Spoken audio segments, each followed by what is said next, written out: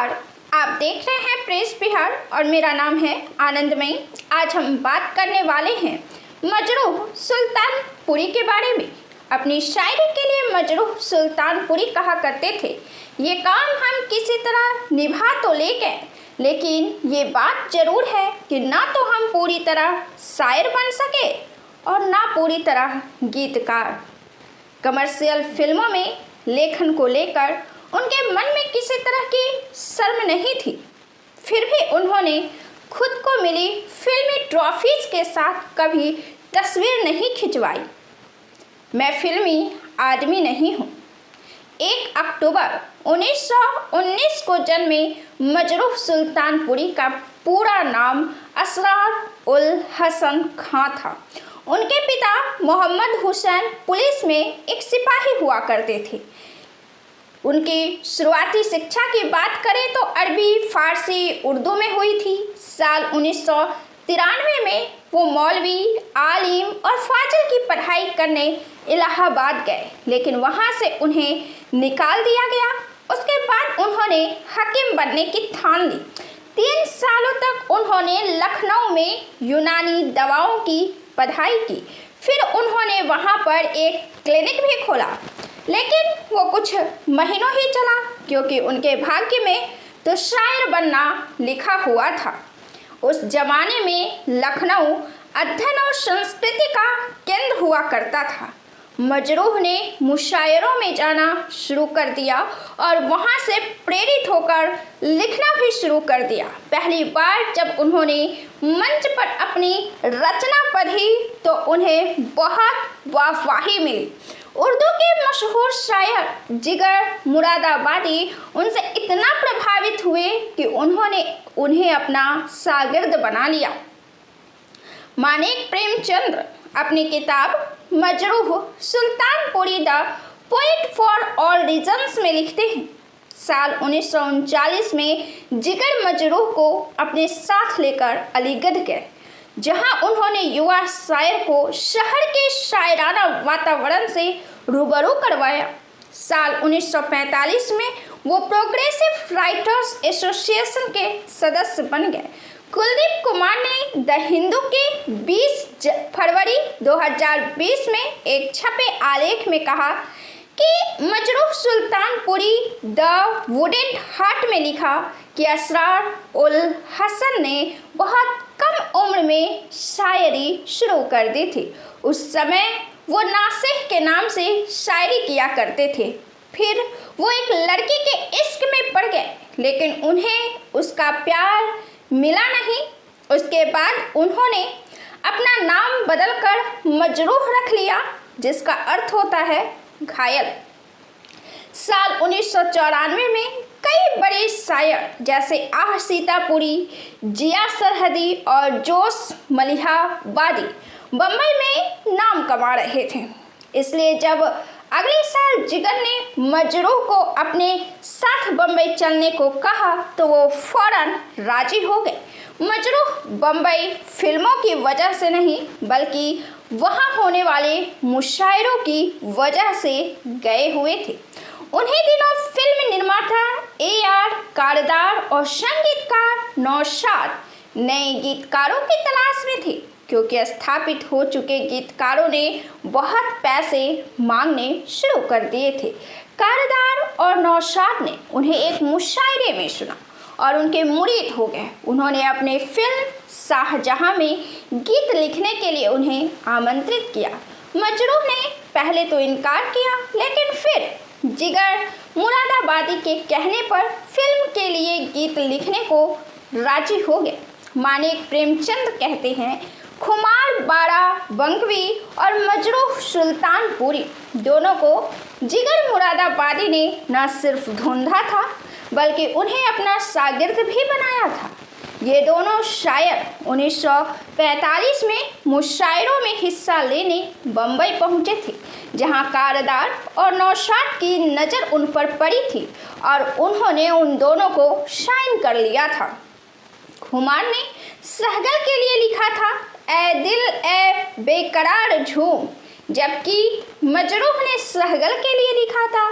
जब दिल ही टूट गया सहगल ने तो ये इच्छा भी प्रकट कर दी थी कि जब उनका अंतिम संस्कार किया जाए तो जब दिल ही टूट गया हम जी के क्या करेंगे बजाया जाए। मजरूह को भारत के भविष्य के बारे में काफ़ी चिंता हुआ करती थी। उनका मानना था कि देश का नेतृत्व गलत हाथों में है। उन्हीं दिनों उन्होंने एक रचना की थी जिसमें उन्होंने नेहरू की तुलना हिटलर से कर दी थी। उन्होंने लिखा था, अमन का झंडा इस धरती पे किसने कहा लहराने ना पाए, ये भी कोई हिटलर का चेला मार ले साथी जाने ना पाए। कॉमनवेल्थ का दास है नेहरू, मार ले साथी जाने ना पाए। मानिक प्रेमचंद लिखते हैं, उन दिनों बम्बई में मजदूरों का आंदोलन चल रहा था। एक मजदूर रैली में मजरूह ने नेहरू के खिलाफ ये कविता कही। बम्बई सरकार ने उनके खिलाफ गिरफ्तारी का वारंट जारी किया। मजरूह भूमिगत हो गए और पुलिस उन्हें पकड़ नहीं पाई। इस दौरान मशहूर लेखक राजेंद्र सिंह बेदी, जिन्होंने बाद में दस्तक और फागुन फिल्म बनाई, वो चुपचाप उनके परिवार को पैसे भेजते रहे। उन्हीं दिनों राज कपूर ने भी उन्हें एक गाने के 1000 रुपये दिए, जबकि उन दिनों चोटी के गीतकार को केवल 500 रुपये मिला करते थे। वो गाना था, दुनिया बनाने वाले क्या तेरे मन में समाई। बाद में इस गाने के मुखड़े को साल 1996 में शैलेंद्र की फिल्म तीसरी कसम में मुखड़े के तौर पर इस्तेमाल किया गया। लेकिन जब साल 1951 में कम्युनिस्ट लेखकों सज्जाद जहीर और फैज अहमद फैज की रावलपिंडी कॉन्स्पिरेसी केस में गिरफ्तारी के विरोध में प्रोग्रेसिव राइटर्स की एक बैठक हुई तो मजरूह ने उसमें भाग लिया। उनको मंच पर ही गिरफ्तार कर लिया गया और 1 साल तक बम्बई की आर्थर रोड जेल में रखा गया था। बम्बई के गृह मंत्री मोरारजी देसाई ने उनसे उस रचना के लिए माफ़ी मांगने के लिए कहा था, लेकिन मजरूह ने ऐसा करने से इनकार कर दिया था। मजरूह के साथ मशहूर बलराज साहनी को भी कम्युनिस्ट पार्टी के जुलूस में हिंसा भड़काने के आरोप में भेजा गया। जेल में रहते हुए भी उन्होंने फिल्मों के लिए गीत लिखना जारी रखा था। जैसे ही वो साल 1952 में जेल से बाहर आए, कमाल अमरोही ने उन्हें अपनी फिल्म दायरा में गीत लिखने के लिए साइन कर लिया। उस जमाने में हर रविवार को PW से जुड़े लेखकों की बैठक हुआ करती थी। वहीं मजरूह ने 2 पंक्तियां कही थी जिसने उन्हें पूरे भारत में मशहूर बना दिया था। मैं अकेला ही चला था जानिबे मंजिल, मगर गैर साथ आते गए और कारवां बनता गया। जब इस पर वहाँ मौजूद लेखकों की राय मांगी गई तो युवा कवि जफर गोरखपुरी ने अपना हाथ खड़ा किया, उठाया और फिर उन्होंने कहा कि मजरूह की लाइनों में गैर शब्द मुनासिब नहीं है। कवि के लिए कोई भी गैर नहीं हो सकता। वहाँ मौजूद अली सरदार जाफरी ने कहा कि वो गोरखपुरी के विचारों से सहमत हैं। उन्होंने मजरूह को सलाह दी कि वो गैर की जगह कोई और शब्द इस्तेमाल करे। तब मजरूह ने गैर शब्द की जगह लोक शब्द का इस्तेमाल किया था। उर्दू साहित्य में मजरूह सुल्तानपुरी वो स्थान नहीं हासिल कर पाए जिसके कि वो हकदार थे, लेकिन मजरूह सुल्तानपुरी वो गीतकार थे जिन्होंने हर दौर के हिसाब से गाने लिखे।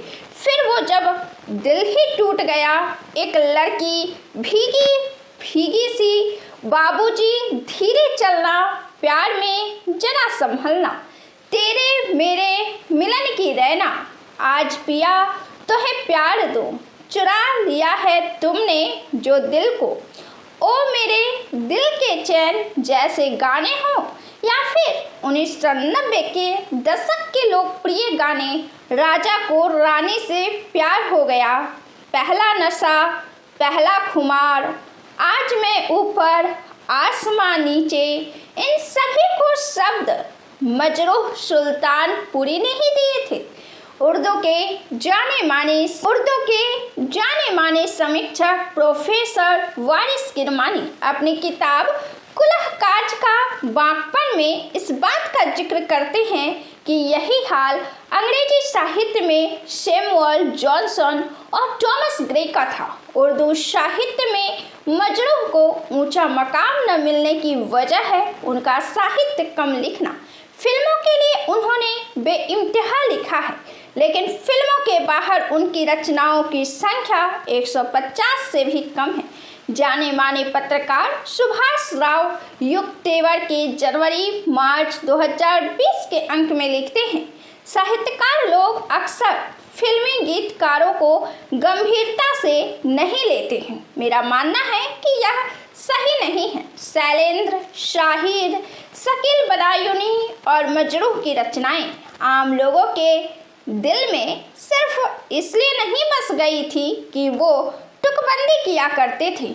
अली सरदार जाफरी लिखते हैं, आमतौर पर गज़ल को शायर समाजी और सियासी मौज़ूआत के बयान में फीके सीखे हो जाते हैं या उनका अंदाज़े बयान ऐसा हो जाता है कि नज्म और गज़ल का फ़र्क बाकी नहीं रह जाता। मजरूह के यहाँ ये बात नहीं है।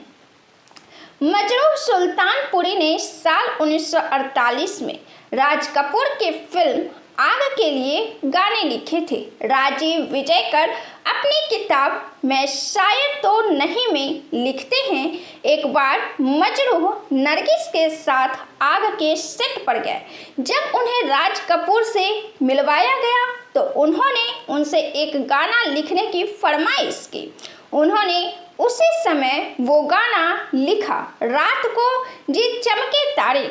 60 और 70 के दशक में मजरूह अपने कैरियर के पीक पर पहुंच गए। इस दौरान उन्होंने आर.डी. बर्मन, लक्ष्मीकांत प्यारेलाल, ओ.पी. नैयर, रोशन और एस.डी. बर्मन जैसे संगीतकारों के साथ काम किया। राजीव विजयकर लिखते हैं, जब उन्होंने इस दुनिया को अलविदा कहा तब उस समय उनके लिखे गाने वो युवा गा रहे थे जो उनके नाती पोते के उम्र के थे। मैं जब मजरूह से मिला तो मैं उनकी तहजीब से बहुत प्रभावित हुआ था। उनका कहना था कि मैं अपने गानों के साहित्यिक स्वभाव से समझौता करने के लिए भले ही तैयार हूँ, लेकिन मैं कभी भी कोई सस्ता, अश्लील और द्व्यर्थी गाना नहीं लिखूंगा। मजरूह ने अपने समकालीन गीतकारों, साथियों और उनके ऊपर पड़े प्रभाव के बारे में बहुत ही ईमानदारी से बात करते हैं। एक इंटरव्यू में उन्होंने कहा था, जब शकील बदायूनी ने 14वीं का चांद लिखा तो मैं उनसे आगे बढ़ना चाहता था, इसलिए मैंने अब क्या मिसाल दो मैं तुम्हारे शबाब की लिखा।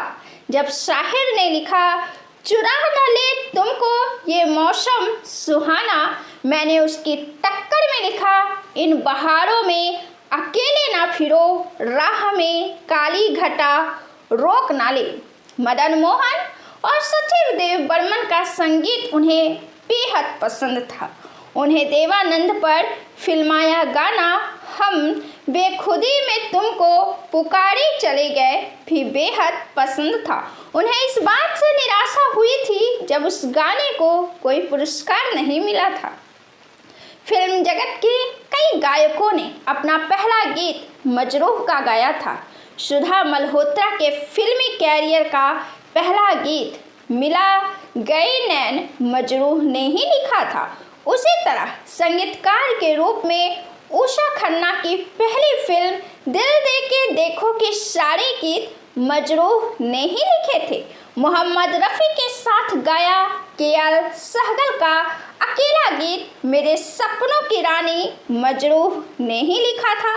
सचिन देव बर्मन के साथ मजरूह ने कई फिल्में की थी। दोनों का जन्म एक ही दिन 1 अक्टूबर को पड़ता है।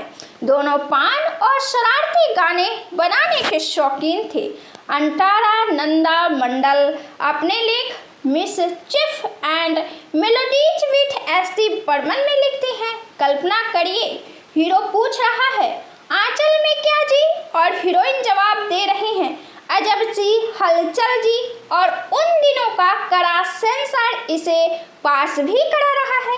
इसी तरह का मजरूह बर्मन जोड़ी का एक गाना राज खोसला ने काला पानी फिल्म में फरमाया था, अच्छा जी मैं हारी चलो मान जाओ ना। ये सिलसिला चलती का नाम गाड़ी में भी चला था जब मजरूह ने एक लड़की भीगी भागी सी लिखा था। इस फिल्म में मजरूह ने आम शब्दों का 2-2 बार इस्तेमाल किया था। डगमग डगमग, लहकी लहकी, भूली भटकी, बहकी बहकी। बर्मन मजरूह को मजरू कहकर पुकारा करते थे। बंगाली फिल्मों के स्क्रीन प्ले लेखक नवेंदु घोष ने एक संस्मरण में लिखा था, सचिन दा ने आंखें बंद कर हारमोनियम पर उंगलियां फेरते हुए गाना शुरू कर दिया। दादा उर्दू के शब्द की और का कहने में गलती कर रहे थे। मजरूह उनको बार बार ठीक करा रहे थे। बर्मन सही सही गाने लगे थे, तभी उनसे फिर गलती हुई। मजरूह ने उन्हें टोका। दादा ने झल्ला कर कहा, ओहो मजरूह, उर्दू में जेंडर का मसला बार बार क्यों आ जाता है, अगली बार अपने गाने बंगला में लिखना। मजरूह ने जोर का ठहाका लगा दिया। मजरूह को अपनी बेटी सबा से बेहद प्यार था। जब सबा अपने स्कूल से लौटती थी तो मजरूह उसे देखकर गा उठते थे, ये कौन आया, रोशन हो गई महफिल किसके नाम से। सबा बताती हैं, एक लोरी नन्ही कली सोने चली, उन्होंने मेरे लिए लिखी थी। मेरी माँ मुझे सुलाने की कोशिश कर रही थी, 2 मिनट में वो लोरी उन्होंने लिख डाली थी। उनके बेटे अंडलिम सुल्तानपुरी बताते हैं, अब्बा के पास एक शेवरले कार हुआ करती थी। उन दिनों फिल्म गीतकार के लिए कार रखना बड़ी बात समझा जाता था। उनको अपनी कार में घूमने का बहुत शौक था। वो अपनी शेवरले निकालते थे और ड्राइवर को एक तरफ बैठाकर खुद कार चलाया करते थे। मजरूह को गोश्त खाने का भी काफ़ी शौक था, खास तौर से कीमा, कबाब, कुरमा, लेकिन वो कम खाते थे। जब उन्हें 17 मई 2000 को लीलावती अस्पताल में भर्ती कराया गया तो वो काफ़ी परेशान हो गए। वो शाकाहारी खाना खाकर तंग आ चुके थे।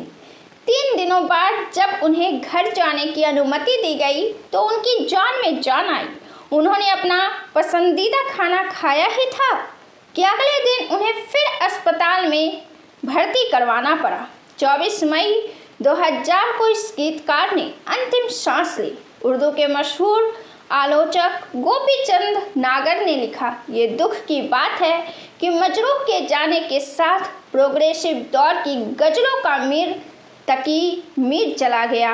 उन्होंने साल 1953 में बागी फिल्म के लिए एक गाना लिखा था जो उन पर पूरी तरह लागू होता था, हमारे बाद अब महफिल में अफसाने बयां होंगे, बहारें हमको ढूंढेगी न जाने हम कहाँ होंगे। यह वीडियो आपको कैसा लगा हमें कमेंट कर अपना जवाब जरूर दें। वीडियो को लाइक करें, शेयर करें और चैनल को सब्सक्राइब करें। फिर हम मिलते हैं अगले वीडियो में, तब तक के लिए हमें दीजिए इजाज़त। बहुत बहुत धन्यवाद।